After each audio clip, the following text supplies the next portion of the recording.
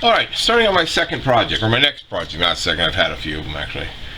This is the Tamiya M4A3 105mm howitzer. And I have a bit, I'm at step 2 actually, and I've run into a bit of an interesting issue. The front plate transmission transfer cover well, it required a little bit of sanding and filing to get into place. It didn't sit quite right.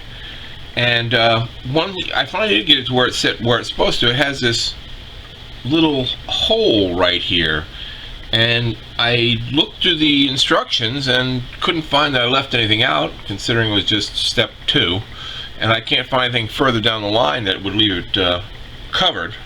I even put the top on, and it still wasn't covered.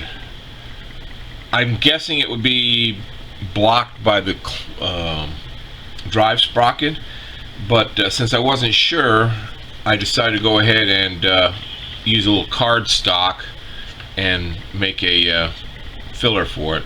This lower part here, even when it's pressed in where it'll be glued in place, will require some filling as well, because I'm not sure whether or not it's visible from the or behind the drive sprocket.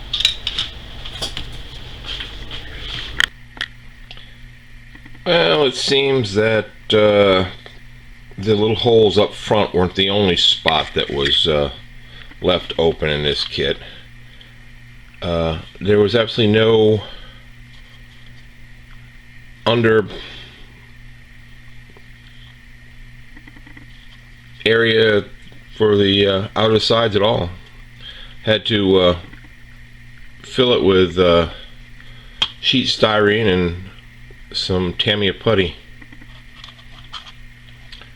The kit's a 1981, or at least the date stamp underneath the upper part of the hull was 1981. I suppose that's acceptable for the time period. I just couldn't let it go. Okay, moved on a bit from the last images. The scratch building is started. I'm hoping it shows up.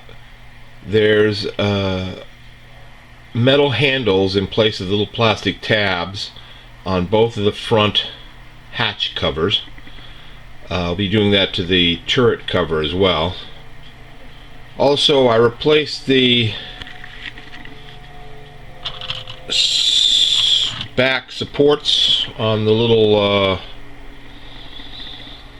tray. I made them out of PE scraps, so those I thought they were more in scale and looked a little nicer than the plastic ones provided with the kit. This thing is just flying together. Don't have any real major issues with it other than the parts underneath, and I can see why they did that, I suppose. I'm working on the turret too as well at this point. There'll be an update on that as I go further along. Okay, turret's done. Like the rest of the body, it just kind of fell together without much of any effort at all on my part. I did replace the hatches, handles, little tabs of plastic with metal wire. Come on, there we go, focus. So basically the construction is all done. I now have to start painting it. There are a few little odds and ends that I did have worked on also, though, beyond that. The 50 cal. This is one of the ones that I've finished in the past, and yeah, not so great. And I was looking at the one that provided with the kit, and the body wasn't too bad, and the barrel was so-so, but the grips on the back were just atrocious. So I rummaged around and happened to find a gift that had been given to me by my friend Jens over in Germany, an upgrade kit for them. Let's see if I can pick it up here. It's an R&B model upgrade. I don't know if you can see it, but actually the front handle, barrel carrying handle, rotates. It's the first time I've actually managed to get a PE part that is to move to actually move. Overall, I'm very impressed with their kit, their upgrade kit, with the exception of the rear sight. The rear sight came in two parts.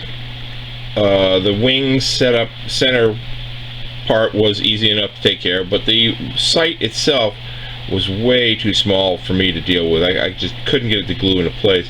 So I popped it off, and I used an Edward piece that I had left over. And I think overall it looks good. I'm really going to be happy with this thing on the tank. I'm going to kind of hate painting it, actually.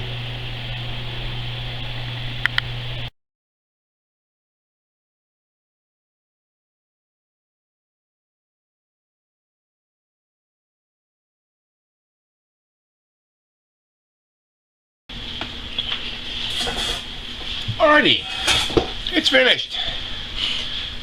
This is the Sherman Howitzer by Tamiya, and oh, I had a lot of fun with this one. This one was cool. It was a nice, clean, easy build. The only issues are the ones that I pointed out before, so I'm not going to go into those. The stowage that you see all over it, actually, for most of the stowage you see, came with the kit. All of this on the front is kit, with the exception of the helmet and the little wooden plank. The helmet is a Tamiya, from another Tamiya kit, and the plank here, I replaced the existing plastic one because the paint job didn't turn out really all that great. So this is actually balsa wood. This is actual wood there, and I like the way it turned out. I'll probably use, anytime I do that from now on, I'll use balsa wood because it does turn out really nice. Oh, speck it on there. The little guy is a Verlinden. Probably never see him again. They're gone out of business, but he's aftermarket. Little piece of paper in his hand, and I made a pencil. So I'm entitling this one "Letter Home." So he's sitting there taking a break, writing a letter home. All the stowage on the back came with the kit, with the exception of the duffel bag and the tarp and the bucket. Those were all random resin parts that I had floating around. The only other real major modification was the machine gun, the 50 cal. There's I believe the company is R&B, and it was a gift from my friend Jens over in Germany. It consisted of photo etch parts and a turned metal barrel, brass barrel, and it's just awesome stuff.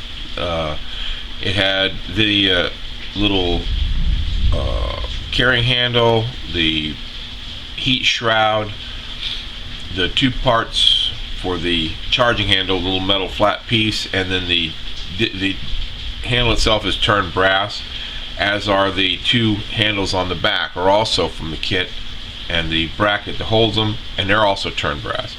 The only thing I didn't use was the rear sight, because the rear sight,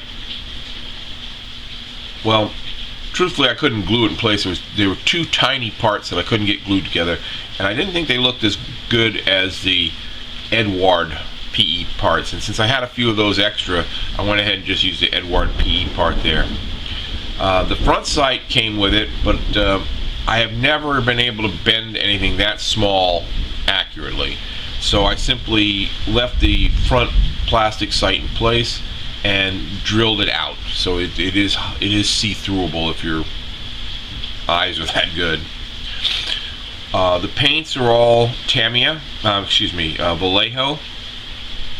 The pigments are also all Vallejo. The washes I use AK Interactive, so there's a dark brown for green vehicle wash by them on here. The only problem I ran into were these two side decals on both of them. For some reason, they kind of want a silver between the upper and lower parts of the decal. I've covered them over with several coats of Solvaset and the washes, which helped a little, and I even had to go ahead and put a hand paint on some matte varnish after it was all said and done, and it looks better, but you know, in the light you can definitely see the reflection there. I can't get rid of it, which is odd because the decals here, the larger stars, weren't a problem. This one was a bit of an issue because of the machine gun or secondary hatch on it and where the decal placement is. I ended up slicing the decal with a razor most of the way through the star in this area, and then like 3 or 4 applications of Solvaset, and it did finally set down nicely into place. But it definitely was one of those nerve-wracking moments when in a build. Overall, I'm very happy with it, and I would definitely recommend it if anybody wants to build it.